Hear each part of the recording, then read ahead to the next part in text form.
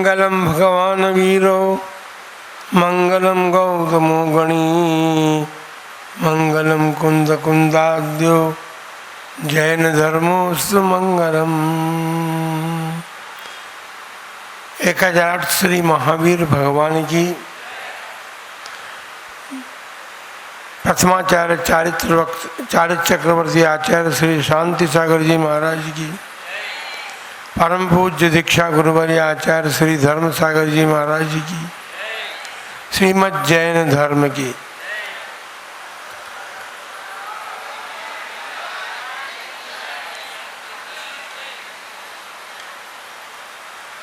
मनुष्य जन्म प्राप्त कर लिया है ऐसी बात नहीं है।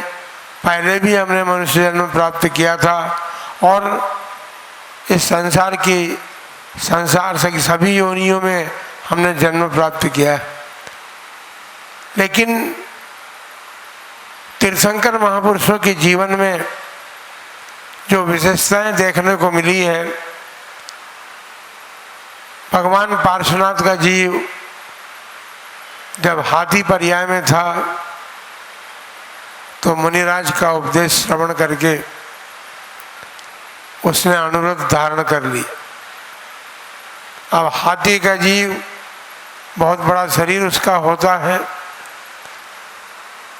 किंतु आप अपन सोच सकते हैं कि जब तिर्यंश पर्याय में अनुव्रतों को धारण कर लिया जाता है, धर्म को धारण कर लिया जाता है, तो उसके धर्म का परिपालन कौन कराए। लेकिन जंगल में रहने वाले पशु जब ये देखते थे कि हाथी कुछ खा नहीं रहा है, तालाब के किनारे जाता है, पानी पीता नहीं है, तो उन पशुओं को भी एक बुद्धि जागृत होती थी और वे उसके सामने सूखे पत्ते ला करके रख देते थे और वो अपना भूख को शांत करता था। और जल का पानी आलोड़ित कर दिया जाता था, तब हाथी का जीव उस पानी को पीता था।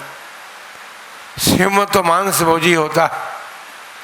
भगवान महावीर के जीव ने सिंह की पर्याय में मुनिराज का उपदेश श्रवण करके अनुव्रतों को धारण किया था और उसने अपने जीवन में जब तक सिंह पर्याय में रहा उन अनुव्रतों का परिपालन करके स्वर्ग के सुख प्राप्त किए।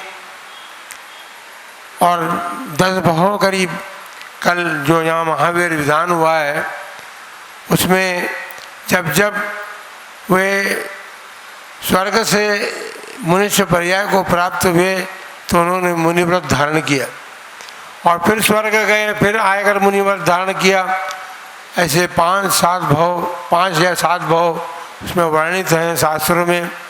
उसके बाद तो हमारा कहने का अभिप्राय इतना ही था कि प्रथमान योग के ग्रंथों से हमें वह शिक्षा प्राप्त होती है कि किस प्रकार हमारे महापुरुषों ने अपने जीवन को उन्नति पथ पर उन्नत बनाने का पुरुषार्थ किया है। प्रथमान योग कथा कहानी का अनुयोग नहीं है। उस कथा कहानी के माध्यम से उस अनुयोग में हमें वो सब कुछ बताया गया है जो कारणान योग, चारणान योग और द्रव्यान योग में आता है। इसलिए हमारा कहने का अभिप्राय यही है। विद्वत समाज हमारे सामने उपस्थित है, जिनवाणी से किसी भी अनुयोग को बाहर नहीं करने की बात हमारे मन में होनी चाहिए, क्योंकि प्रथमान योग यदि हम पृथक कर देंगे तो हमारा इतिहास ही समाप्त हो जाएगा। कारणान योग को अलग करेंगे क्योंकि कठिनता होती है ना समझने में। तो कारणान योग को क्या करना है, कर्म की बात होती है, गणित की बात होती है, भूगोल की बात होती है इसमें, तो भैया उसको भी पृथक नहीं किया जा सकता। उसमें जो कुछ भी वर्णित है या जहाँ जहाँ जिन जिन पर्यायों का कथन आया है उन पर्यायों से हम गुजर चुके हैं और अब वर्तमान में हमने मनुष्य पर्याय को प्राप्त किया है। तो हम जनवाणी के इन 4 अनुयोगों को अपने हृदय में कंठहार बनाने का प्रयत्न करें और अनुयोगों के माध्यम से अपने आत्मा को परमात्मा बनाने का जो मार्ग उसमें बताया गया है उसको समझने का प्रयत्न करें, समझ करके धारण करने का प्रयत्न करें, अपने जीवन को व्रताचरण से युक्त बनाएं।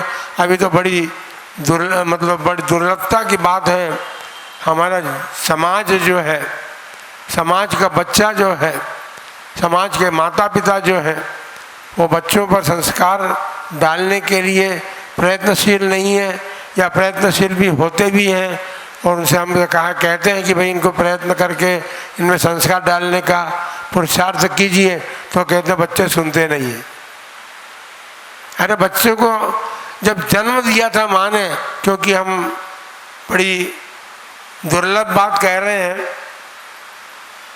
जिस माता ने अपना दूध अपने बच्चों को पिलाया है वही माता अपने बच्चों को संस्कारित करने में समर्थ हो सकती है, हुई है और आगे भी होती रहेगी। लेकिन माता ने अपने बच्चों को अपना दूध पिलाना बंद कर दिया।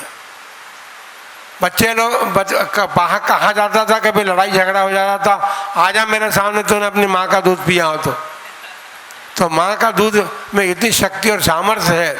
जब गर्भ में अर्जुन के पुत्र को, अर्जुन को गर्भ में ही उसको युद्ध की शिक्षा प्राप्त हो सकती है, तो माता के दूध में तो उतनी शक्ति होती है। हमारा यही कहने का अभिप्राय है, जिनवाणी हमारी माता है, उसके जैसे पशुओं के 4 थनों से हमें दूध प्राप्त होता है, उसी प्रकार चारों अनुयोग जो हैं हमें दूध देते हैं, अमृत देते हैं। उस अमृत का पान करके हम अपनी आत्मा को अजर अमर, जो कि अजर अमरता तो वह है ही, अजर अमरता उसको स्वयं प्राप्त है, लेकिन उसको परमात्मा बनाना है हमें, तो उस आत्मा को परमात्मा बनाने के लिए हमें उस जिनवाणी माँ का दूध पान करना पड़ेगा। और दूध पान करके अपने आत्मा को सुदृढ़ बना करके हम किसी भी बात को, किसी भी परिस्थिति को, किसी भी पद्धति को जो जैन दर्शन में परिप्राप्त है उसको हम ढकोसला बना करके, आजकल यही हो रहा है, ये इसमें क्या जरूरत है, ये तो दूसरे धर्म की क्रिया है, ये तो हमारी क्रिया हो ही नहीं सकती। भाई भरत चक्रवर्ती तो दूसरे धर्म का अनुयायी नहीं था, जिन सेनाचार्य दूसरे धर्म के अनुयायी थे, तो उन्होंने जो कुछ भी कहा है, जो कुछ लिखा है, भरत चक्रवर्ती ने जिस वर्ण की स्थापना की थी वो किसी विचार से की थी उन्होंने।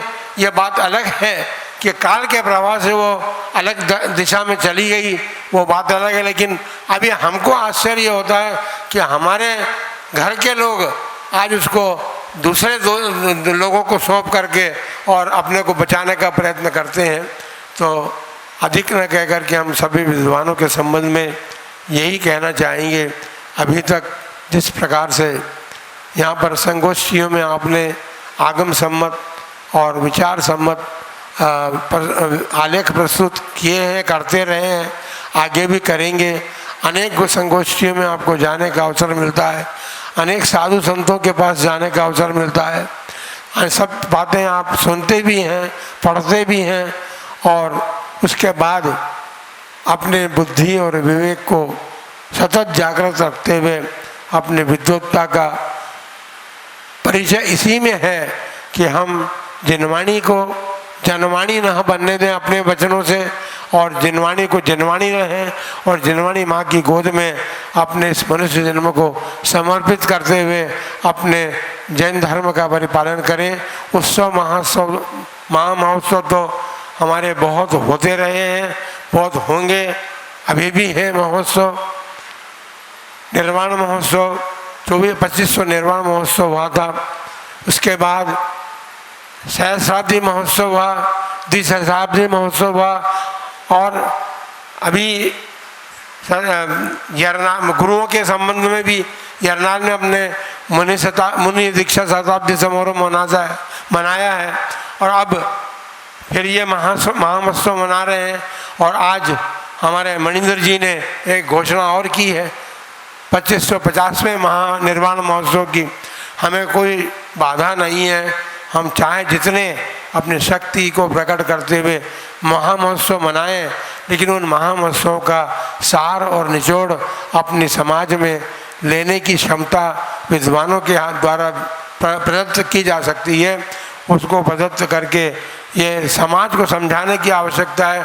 समाज अभी आधुनिकता की तरफ दौड़ रहा है, आधुनिकता की तरफ दौड़ रहा है। हमें तो बड़ी दुखद आश्चर्य होता है कि हमारे समाज की वेशभूषा भी बिल्कुल विकृत होती जा रही। हम ये कहना चाहते हैं कि कम से कम देव शास्त्र और गुरु को तो उससे बचाने का प्रयत्न करें। देव के जिनालय में जो 3 लोग के अधिपति हैं उनके सामने हम जाते हैं तो किस रूप में कैसे जाना चाहिए, गुरुओं के सामने किस प्रकार के वेशभूषा में जाना चाहिए, ये हमारी समाज को समझने की भी आवश्यकता है। ये इत्यादि जो विकृतियाँ हमारे समाज में आती चली जा रही हैं, खान पान की विकृतियाँ भी आ रही हैं और ख़ानदान की विकृतियाँ भी आ रही हैं, जिसके कारण हमारी समाज का जो गौरव था वो गौरव समाप्त हुआ तो नहीं है अभी, लेकिन समाप्त तो हो जाएगा। और एक दिन ये भी आएगा कि हम अपना गौरव समाप्त करके हो जाएंगे, क्योंकि बीच में अनेक प्रकार के आतताई लोग भी हमारे देश में आए। अभी 200 वर्ष तक हमारे देश पर अंग्रेज़ों ने राज्य किया, तो ऐसा लगता है कि अभी अंग्रेजियत भी छोड़ के गए वो। प्रत्येक व्यक्ति के मुंह पर हमारा छोटा सा बालक है तो हिंदी के अंक नहीं समझता, वो इंग्लिश के अंक ही उसको समझाना पड़ता है। तो कोई बात नहीं, जैसा भी समझ सके बच्चे, उनको संस्कारित करने के लिए आप समझाने का प्रयत्न करके उनको भी संस्कारित करें, क्योंकि आप लोग तो अपने माता पिता से संस्कारित होकर के इतने उम्र आपने प्राप्त कर ली है, लेकिन अब अपने बालकों को संस्कारित करना आप लोगों का परम कर्तव्य बनता है। और आप इस बात को समझेंगे, क्योंकि भगवान महावीर की वाणी जो है अभी उन्हीं का शासन चल रहा है। और साधुवादमयी वाणी, जिस जीव ने भरत चक्रवर्ती के पुत्र के रूप में जन्म लिया था और जैन धर्म के विरुद्ध अनेक मतों का प्रचार प्रसार किया था, उसी जीव ने भगवान महावीर के पर्याय में साधुवाद और अनेकांतवाद जैसे अहिंसावाद का संदेश दे करके और धर्म को अपने बचाने का जो मार्ग हमको दिया है, हम उसी मार्ग पर चल करके अपने जैन धर्म को, तीर्थंकरों के धर्म को, अपने तीर्थंकरों के कुल में हमने जन्म लिया है, उस कुल की रक्षा करना हमारा सबका परम कर्तव्य होता है। आप सबके लिए मंगल आशीर्वाद, विद्वत जगत और श्रावकों के लिए, सबके लिए, और जो भी कार्यकर्ता यहाँ के रहे हैं सबके प्रति हमारा मंगल आशीर्वाद है। और इस आशीर्वाद के साथ अपनी बात हम समाप्त करते हैं। जय बोलो महावीर भगवान की।